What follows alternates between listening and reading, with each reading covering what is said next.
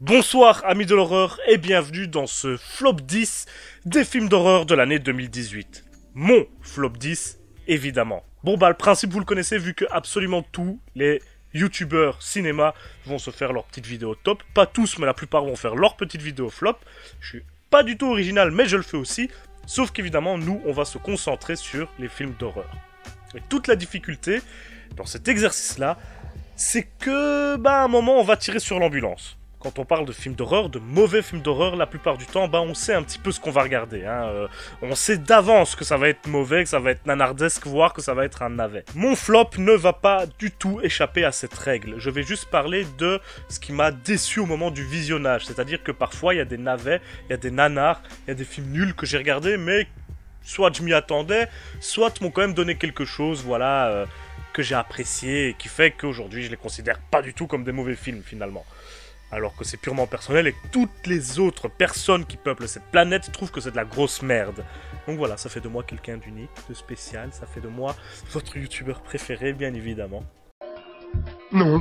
Le fait est qu'il y a des films dans cette liste que je vais vous présenter que vous n'avez certainement pas vu et que vous ne verrez peut-être jamais, à moins que cette vidéo vous en donne envie. On sait jamais. Et du coup, oui, je tire un peu sur l'ambulance, mais c'est aussi un peu pour ça que vous avez cliqué sur la vidéo des flops avoués. Donc, je vous propose qu'on commence tout de suite, histoire que ça aille vite, parce que je préfère parler de mes tops que de mes flops en fin de compte. Je crois que c'est normal, mais voilà, j'avais décidé de le faire, donc on va au bout de nos idées et on le fait. Donc c'est parti pour la 10e place, immédiatement. De Meg, de Jon Turteltaub.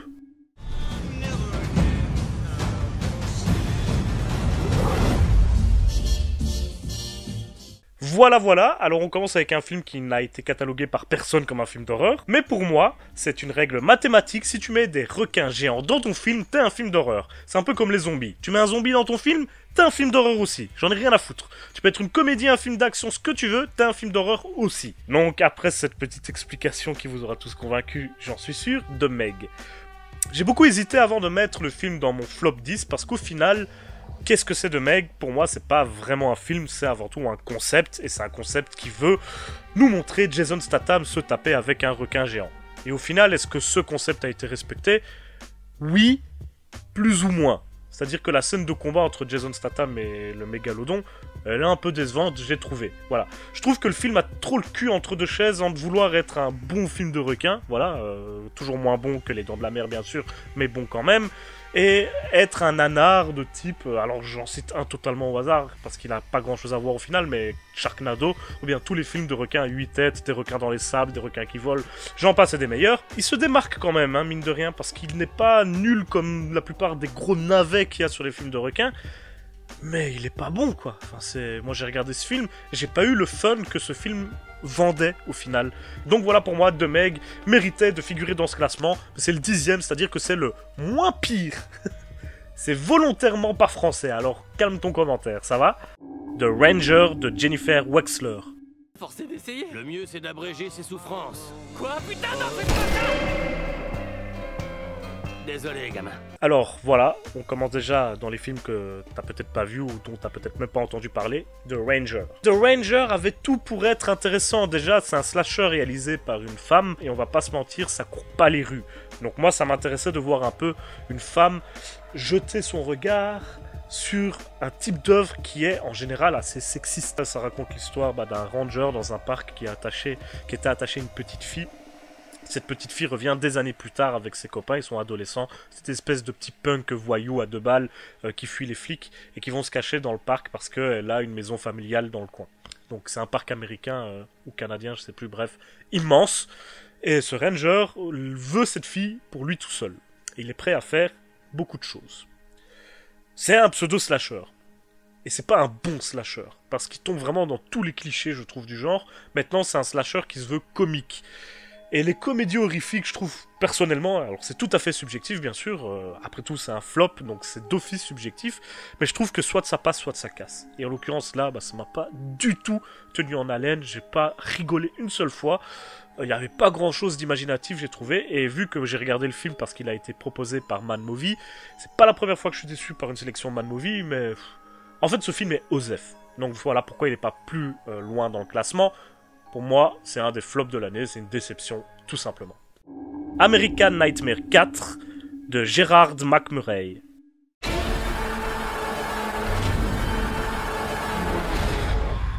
Alors bon, que dire? J'en ai un peu marre des films d'horreur grand public comme American Nightmare en l'occurrence. Il y a 4 films, il y en a un que j'aime bien sur les 4, c'est le deuxième.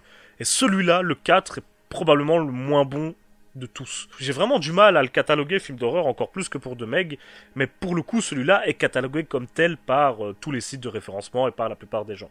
Donc, ok, j'accepte. Le film est un doublon du troisième, je trouve, dans ce qu'il raconte, tout ce qui est enjeu politique, etc.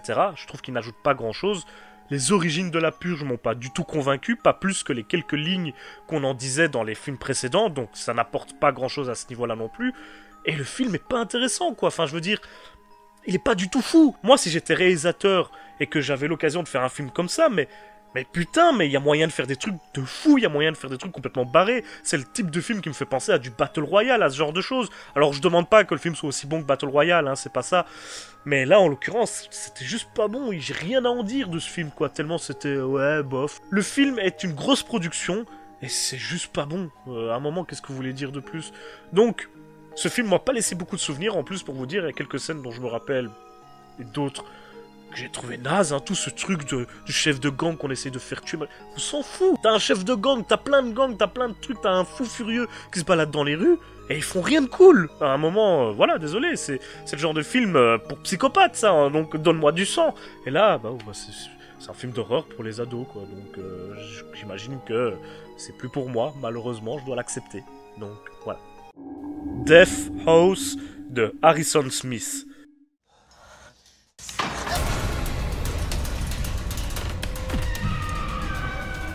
Alors, Death House. Je l'ai critiqué sur ma chaîne, pour le coup c'est le premier de cette liste que j'ai critiqué. Vous avez sûrement vu la vidéo, si c'est pas le cas, je vous invite à aller le voir. Death House, je l'ai pas mis plus haut parce qu'au final, avec un peu de recul, il y a des trucs cool dans le film. Il y a des trucs cool, à savoir des idées visuelles, surtout à la fin du film, avec l'espèce de conseil dans la prison, et surtout, cette succession d'acteurs connus et cool que j'ai apprécié retrouver. Alors, tout le reste est raté pour moi. Le scénario est complètement débile, mais vraiment, c'est idiot comme scénario. J'aurais pu en écrire un meilleur, très clairement. Et c'est dommage que ce film soit à la mémoire de Gunnar Hansen qui a participé au scénario, parce que j'aime beaucoup Gunnar Hansen, mais il n'était pas scénariste, visiblement. Ou alors son film a été charcuté par les producteurs ou par le réalisateur, ça j'en sais rien. Mais quelle purge, quoi. C'est pas fun. Y a rien de tellement choquant. On te montre des images de pseudo-monstres qui ont rien à voir avec le reste du schmilblick, histoire de te montrer quelque chose de dégueulasse et d'horrible, parce que le film te disait qu'il allait être choquant, qu'il allait être horrible, et il ne l'est pas. Du coup, on trouve des petites astuces pour te montrer des trucs monstrueux, des trucs qui font peur, finalement. Et oui, ces scènes sont pas mal, mais elles ont rien à foutre dans le film, donc ça te casse complètement le rythme. Ça, c'est quelque chose que j'avais pas dit dans ma critique, qui m'est revenu par après. Les acteurs sont pas bons non plus, la plupart, et ceux qui sont bons, on a l'impression qu'ils s'écoutent parler, que c'est l'occasion pour eux. Ils jouent pas vraiment un rôle, ils se jouent eux-mêmes en train de jouer un rôle, c'est un petit peu étrange comme concept. Du coup, ça se voulait être l'expendable de l'horreur, et c'est pas du tout réussi. J'en ai déjà parlé, donc je vais pas m'étendre dessus, mais c'est vraiment une grosse déception de l'année 2018. Action vérité de Jeff Woodlow.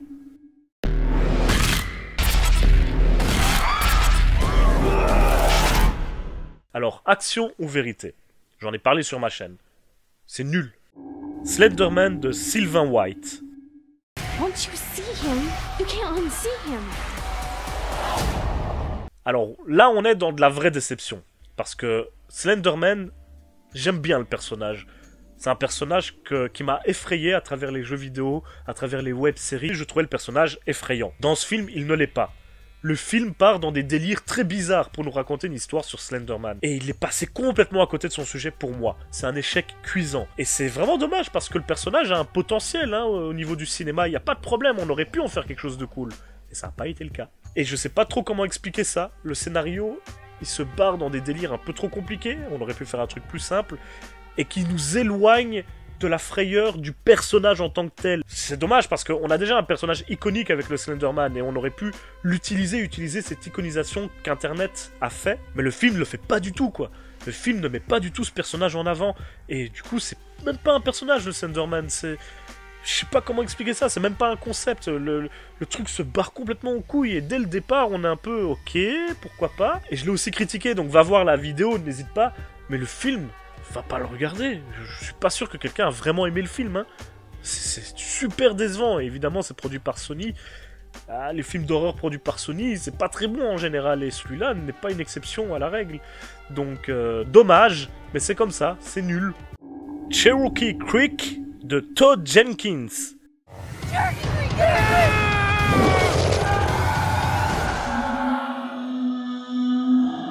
Bon, l'accent était à chier, mais on s'en fout. Là, on va rentrer vraiment dans des films que je serais très surpris que vous ayez vus. Cherokee Creek. C'est une espèce de comédie d'horreur fauchée qui aurait pu être pas mal. Il y a un Bigfoot dedans. C'est une bande de copains qui vont dans la forêt camper la nuit sur le territoire du Bigfoot, qui a déjà tué 2 chasseurs au début du film. Bref, ça a l'air assez évident que le Bigfoot vit là, parce qu'à chaque fois que tu viens là, que tu pisses, que tu parles trop fort, que tu baises, que tu... j'en sais rien, il vient, il te tue. Voilà, normalement on aurait dû se rendre compte depuis longtemps qu'il y avait le Bigfoot. D'ailleurs, les chasseurs au début, ils savent très bien qu'il y a un Bigfoot là. Enfin bref, on va pas commencer à analyser le film parce que le film se veut une comédie débile, et il l'est. Il y a des passages marrants dans ce film. C'est lourdingue, mais c'est marrant. Si vous avez envie de voir une comédie d'horreur où un mec complètement à poil, où vous voyez tout, se fait arracher la bite par un Bigfoot, et le Bigfoot il met la bite coupée dans la bouche d'une fille qui a la tête coupée aussi, je sais pas si vous avez l'image, voilà, des images dégueulasses, j'en ai, en veux-tu, en voilà. Ce film est fait pour vous. Alors ça aurait pu être marrant, outre la lourdeur totale de... Pourquoi pas, c'est fou, ça peut être marrant. Et d'ailleurs, c'est plutôt drôle dans les faits. Mais la scène dure 20 minutes. Alors à un moment, est-ce que tu te fous pas de ma gueule, film? Le film dure 2 heures pour raconter une histoire de Bigfoot qui tue des campeurs.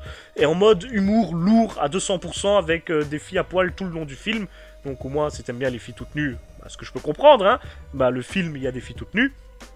Les meurtres sont pas intéressants, le Bigfoot est évidemment complètement mal foutu, les acteurs sont pas terribles, et moi ce qui m'a vraiment horripilé, c'est que le film commence avec une séquence beaucoup trop longue, hein, 5 minutes je pense, où t'as 2 mecs cagoulés qui te parlent, à toi, spectateur, en te disant si t'as piraté le film, t'es un gros fils de pute. Donc là je veux bien comprendre, en plus j'ai piraté le film, ils m'ont insulté, je me suis senti blessé dans mon ego bien sûr, mais c'est pas pour ça que je dis ça, c'est que pendant cette séquence, ils n'arrêtent pas de dire que le film est putain de bon. Donc achète-le, achète-le. Achète ce film parce qu'il est bon. Et si tu l'as piraté, regarde-le et après achète-le. Parce que tu vas voir qu'il est bon. Et moi, à force qu'on matraque que le film était bon, je me suis dit, putain, je vais assister à quelque chose de cool, là. Et c'était pas cool. C'était nul. Et du coup, qu'est-ce qu'ils m'ont raconté, ces 2 connards? Ils m'ont menti. Et du coup, je suis bien content d'avoir piraté votre film de merde et de pas l'avoir acheté parce qu'il est pourri. Il est pourri et il est trop long. Ok, il est parfois drôle, mais sur 2 heures, t'as 5 moments drôles, c'est pas assez drôle pour justifier que le film soit aussi long. Et le début, il est long, il est long, il est long, et on s'en fout de ce qu'ils racontent, ces personnages. On s'en fout. En plus, les acteurs, ils se prennent ultra au sérieux. Et ils sont pas dégueulasses, hein, pas tous. Il y en a certains qui se débrouillent assez bien. Mais je te connais pas, mec, te prends pas au sérieux. Enfin, c'est juste lourd à la fin de voir tous ces gens se prendre au sérieux avec leur film qui est nul. Voilà, stop, assume, fais un vrai nanar. Parce que là, c'est un navet, pour moi. C'est pas un nanar. Parce qu'il se veut un peu comme les Sharknado, on se veut être un nanar, ça n'existe pas. Voilà, bref, je vais arrêter là. J'ai pas du tout aimé ce film, je trouve que c'est un échec complet. Voilà. Day of the Dead Bloodline de Héctor Hernandez Vicens. Qu'on ressuscite à l'éternel, fille. Alors ce film, c'est le remake du film de Romero, qui doit d'ailleurs se retourner dans sa tombe, ce qui est plutôt cocasse venant du maître des zombies, hein, qu'on se le dise. Et j'ai vraiment pas aimé. Alors je sais qu'il y en a qui ont apprécié, tant mieux pour eux, mais j'ai trouvé le jeu d'acteur pourri, j'ai trouvé le scénario stupide, j'ai trouvé les personnages débiles, vous voyez un petit peu les mots qui reviennent. Comment vous dire que je me suis emmerdé, que j'ai trouvé que c'était un navet mais absolu, que c'était un des plus mauvais films de zombies que j'avais vu ces dernières années. Or, dans les films de zombies, il y en a pas mal qui sont bien nuls quand même, mais celui-là, et qui se voulait être un remake d'un bon film, et en plus ils avaient du budget, parce que quand vous voyez le matériel qu'ils ont dans le film, il faut mettre de l'argent pour ça. Enfin bon, pour moi c'est vraiment un des plus mauvais films de stop, un de ceux desquels j'ai vraiment rien retiré comme plaisir en tant que spectateur, à éviter. Alpha Wolf de Kevin Van Hoek.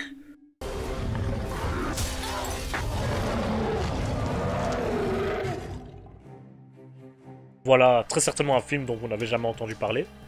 Dieu vous en préserve. Alpha Wolf est un film de loup-garou pourri, avec un loup-garou moche, avec des acteurs mais nullissimes, et qui se veut en plus avoir une espèce de message philosophique un peu à la con. Enfin bref, le film est d'une lourdeur avec des séquences qui n'en finissent jamais. Chaque scène est beaucoup trop longue et du coup le film fait presque 1h50 je crois. Enfin si mes souvenirs sont bons.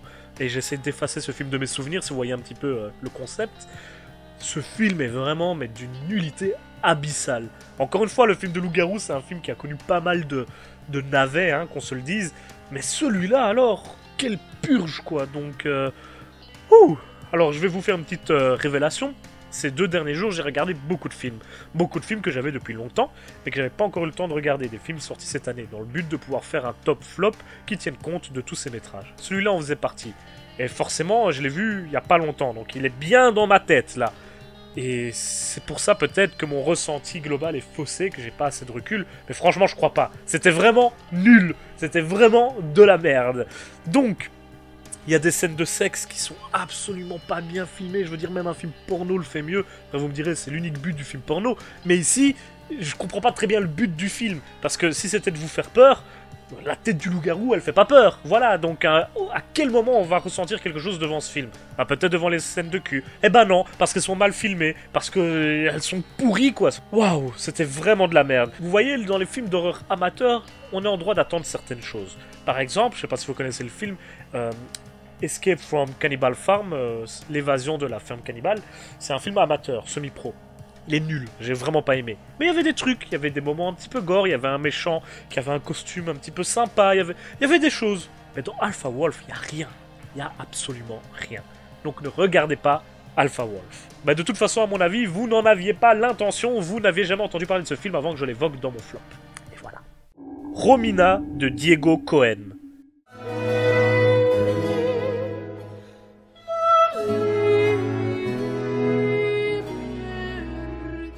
Que dire de ce film que j'ai vu il y a quelques mois et dont je ne veux plus jamais entendre parler? C'est un film mexicain, malheureusement. D'habitude, ils nous font des trucs plutôt sympas en termes de films d'horreur, mais ce film, qui est sur Netflix, hein, c'est une production Netflix, c'est de la daube. Et surtout, un conseil, ne le regardez pas en version doublée, en version française, parce que le doublage est l'un des pires que j'ai jamais entendu. C'est incroyable. Déjà que les acteurs sont tous absolument dégueulasses, avec ce doublage-là, c'est 1000 fois pire. Tellement le doublage était nul à chier, ben j'ai arrêté mon visionnage à la moitié du film pour le recommencer en version originale, en me demandant si la nullité que le film me paraissait avoir était due au doublage, ou bien non, que c'était juste ultra nul. Et oui, c'est putain de nul. Je sais même pas comment le qualifier, c'est un genre de slasher dans les bois, avec des scènes qui se veulent drôles, mais qui sont...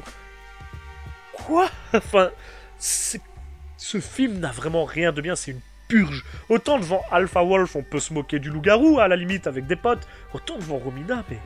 c'était vraiment à chier. D'ailleurs, le film a même pas 2 sur 10 sur Sens Critique. Faut vraiment le faire, hein. Il a moins de 2 sur 10. Enfin bon, pour moi, c'était la purge absolue de cette année. Donc, ne regardez pas Romina. Encore dans ce flop, il y a 2-3 films, voire plus, que vous pouvez aller voir et en tirer un certain plaisir. Voilà, je vais pas chier sur The Meg, par exemple, parce qu'il y a des films comme Romina qui existent. Et c'est même pas un film pseudo-amateur, putain, c'est produit par Netflix. Il a aucune excuse. C'est juste de la merde. Je suis incapable de me rappeler de l'histoire, hein, j'en suis vraiment navré.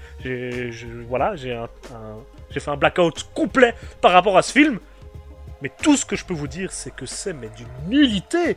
C'est vraiment les bas-fonds de la nullité de l'horreur. Ça veut dire beaucoup. Voilà, c'est la fin de ce flop 2018. J'espère que vous aurez un minimum apprécié. J'espère ne pas trop vous donner d'idées de visionnage de films parce que faut être bien accroché. Alors non, il n'y a pas des films comme La Nonne, que je trouve correct, sans plus. Il sera pas dans le top, je vous rassure. Il n'y a pas des films comme Le Précône, alors que j'aurais cru, avant de regarder le film, que ce serait un bon candidat pour ce flop. Et au final, pas du tout. Ce n'est pas non plus un candidat pour le top. Voilà, je fais des petits spoilers. Et la vidéo du top arrive dès demain. Donc soyez au rendez-vous. D'ici là, n'oubliez pas, si vous avez peur, c'est que vous êtes toujours en vie. Salut à tous, merci d'avoir regardé la vidéo.